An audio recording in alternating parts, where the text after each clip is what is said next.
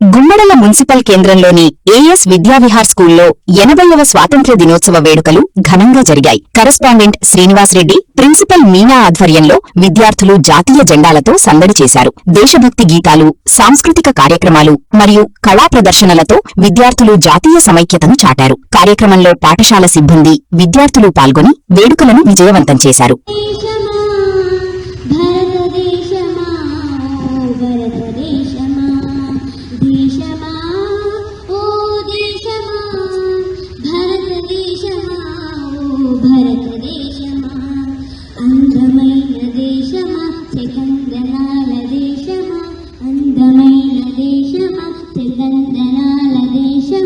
తీయని మా దేశమా దేవతల దేశమా, తీయని మా దేశమా దేవతల దేశమా, దేశమా ఓ దేశమా భారతదేశమా, ఓ భారతదేశమా.